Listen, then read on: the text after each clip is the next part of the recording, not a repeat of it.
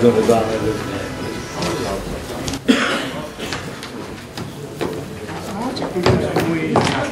통합당 제11차 비상대책위원회 개회를 선언합니다. 먼저 문희상 비상대책위원장의 인사 말씀이 있겠습니다.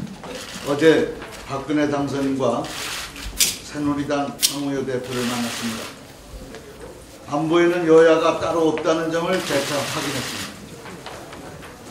어제 북핵 관련 3자 긴급회동에서 박근혜 당선인과 여야 대표는 한반도 평화와 동북아시아의 안정을 위협하는 북한의 핵실험을 즉각 중단할 것을 촉구했습니다.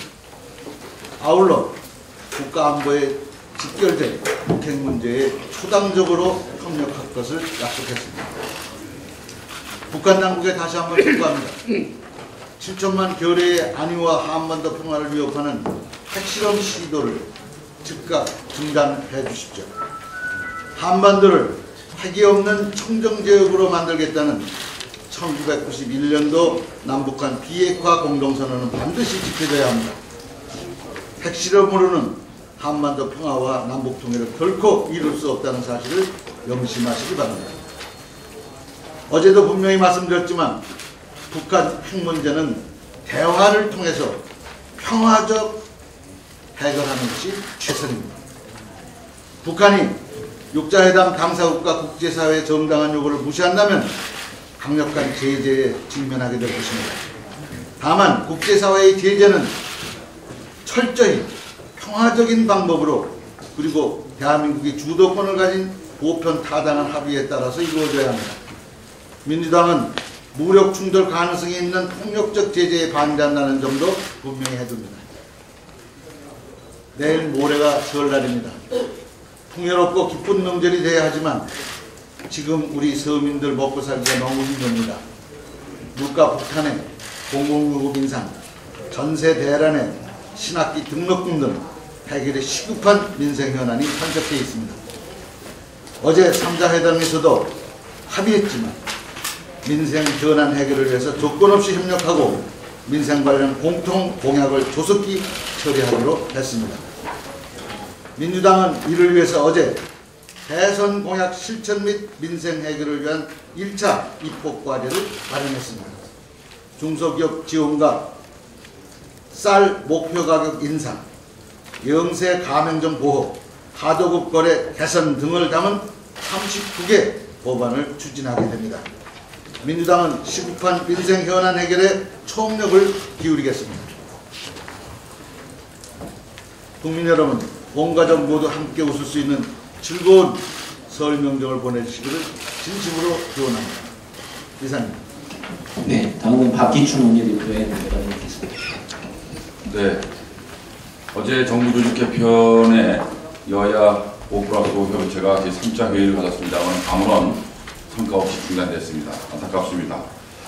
그야말로 우리 당은 최소한의 요구를 했고 그런 점에 대해서 인수위와 새누리당은 당선인의 뜻이다, 양해해달라 라는 얘기만 반복했다고 합니다. 협상을 촌보도 양보하지 않고 국민의 요구를 경청하지 않는 불통 협상에 대해 더 이상 협상 진행을 하기 어렵다는 여당의 정책의장과 원내수석 부대표의 보고를 받았습니다. 우리는 협조할 것은 통 크게 협조하고 또 큰 틀에서 당선인의 구상을 존중하겠다고 여러 차례 말씀을 드린 것 같습니다. 정부 조직 개편은 정부 운영에 효율성과 국민생활에 밀접한 아주 중차대한 그런 문제이므로 철저하고 꼼꼼하게 살펴봐야 합니다. 부처 이기주의를 경계하며 오직 국익과 국민의 입장에서 정부 조직 개편을 다뤘습니다. 인수위와 새누리당은 연휴 기간 동안에 우리 당의 최소한의 요구를 전향적으로 검토해서 새로운 정부 출범에 차질이 없기를 바랍니다. 오늘 방금 전에 새 정부 출범과 관련해서 두 번째 총리 후보 지명 발표가 있었습니다. 민주당은 첫 마음 그대로 통크게 협력할 것은 협력하겠습니다. 또한 당선인의 구상을 존중하면서 법과 절차에 따라서 상식과 순리에 맞게 그야말로 차근차근하게 검증 과정을 밟아나가도록 하겠습니다. 처음부터 일관되게 주장해온 민주당의 원칙은 책임과 소통 그리고 변화입니다. 국정과 민생을 책임지고 새로운 시대 변화를 실현하며 국민과 소통하고 또한 우리 의회와 소통할 수 있는 그런 인사인지 세심하게 따져볼 것입니다. 국민적 도덕 기준에 맞춰서 공직자로서의 품격도 우리는 살피지 않을 수 없습니다.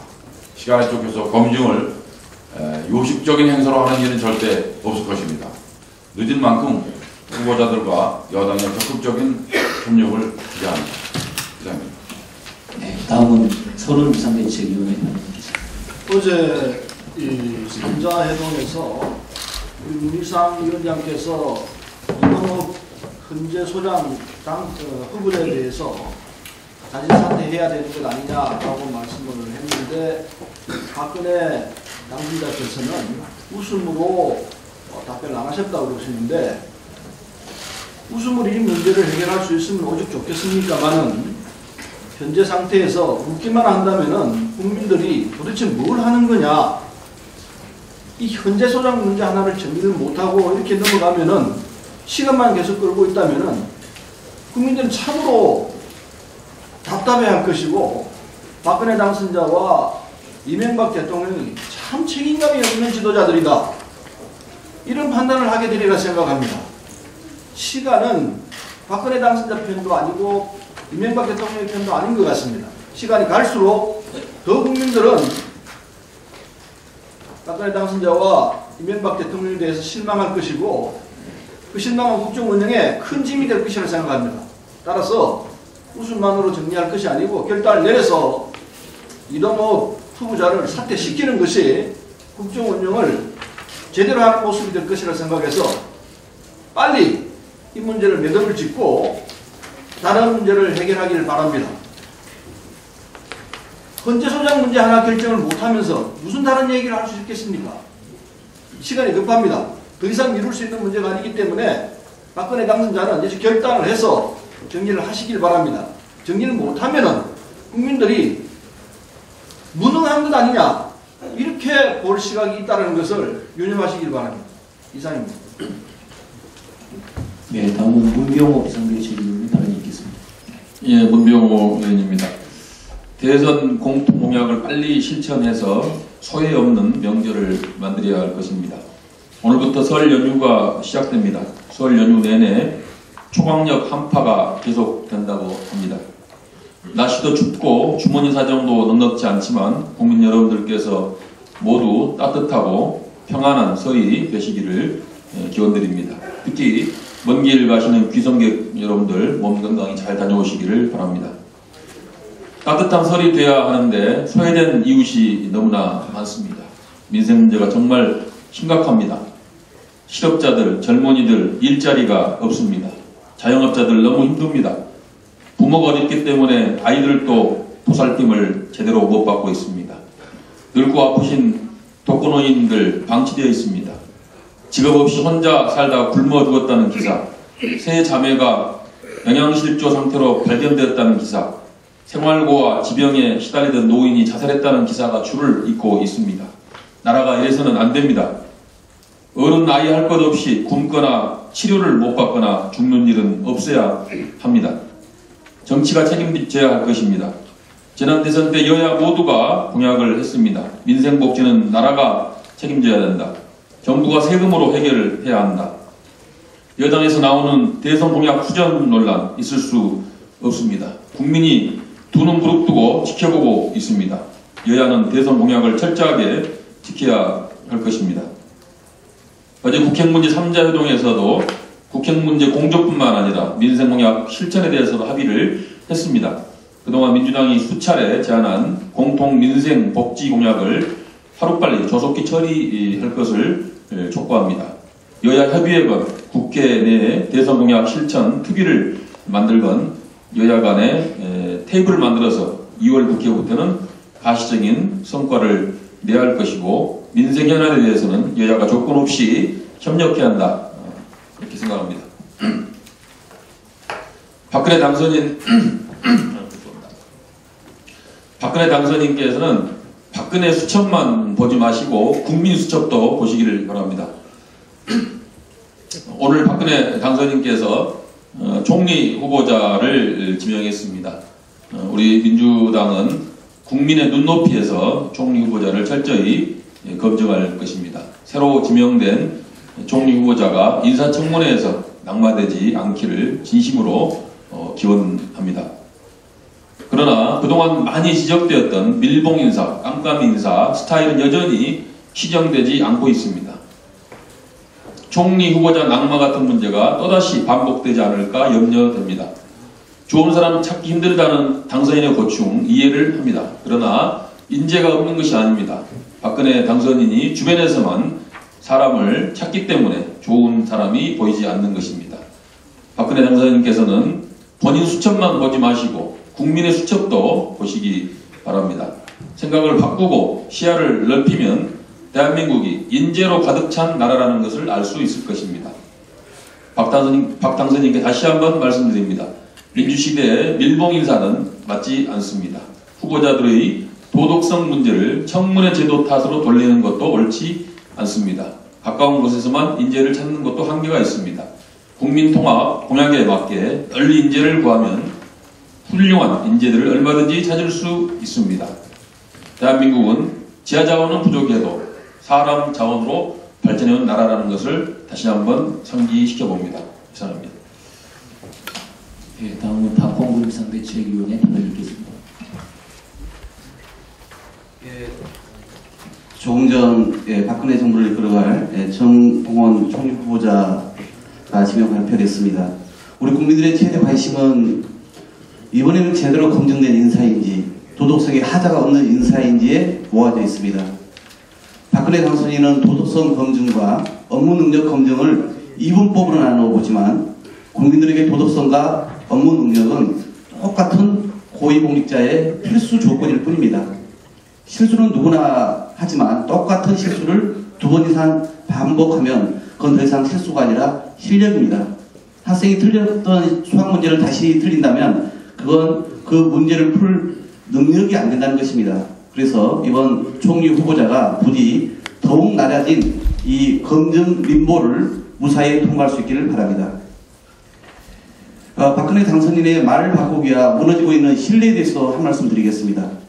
전 국민이 지켜보는 TV토론에서 4대 중증 질환에 대해 간병비를 포함해서 진료비 100%를 국가가 보장하겠다라고 자신의 입으로 직접 약속했습니다.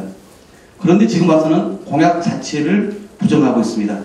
국민의 표를 얻은 공약이 거짓이라면 당선인이 직접 국민들께 고개 숙여 사과해야 될 중대 사안입니다.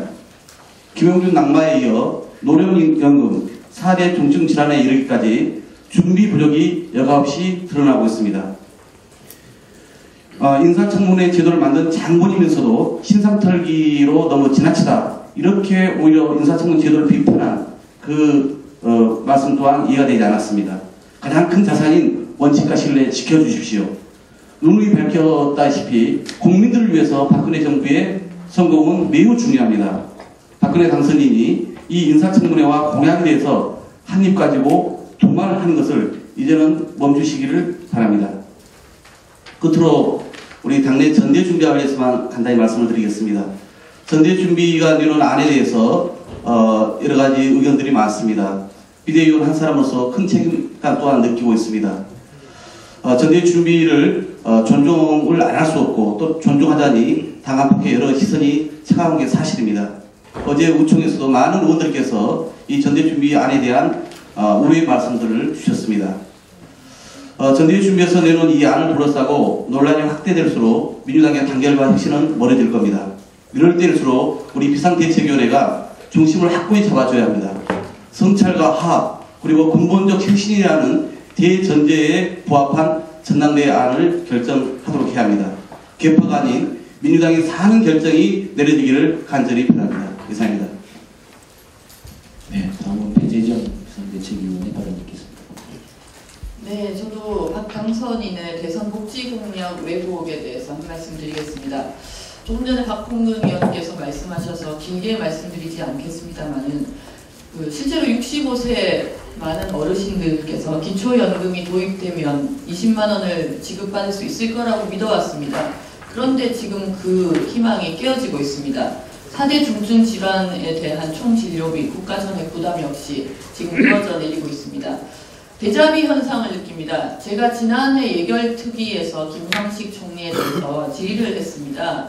747 공약이 왜 지켜지지 않았냐라고 질문을 하자 김황식 총리가 예결특위 자리에서 그것은 공약이 아니었다, 비전이었다 이렇게 얘기를 했습니다. 그래서 저를 포함한 많은 분들이 충격을 받았습니다. 우리 국민이 모두 공약으로 알고 있었던 것에 대해서 공약이 아니었다라고 이야기할 수 있는 정부가 저는 한 번에 그칠 것으로 생각했습니다. 지금 그런데 그 우려가 한 번 더 거듭되고 있습니다.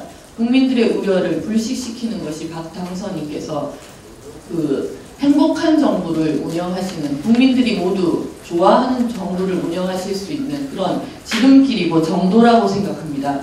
이 부분 국민들의 우려를 불식시켜 주십시오. 그리고 민족의 명절 설입니다. 설 모두 편안한 명절 맞으시길 바라겠습니다. 이상입니다.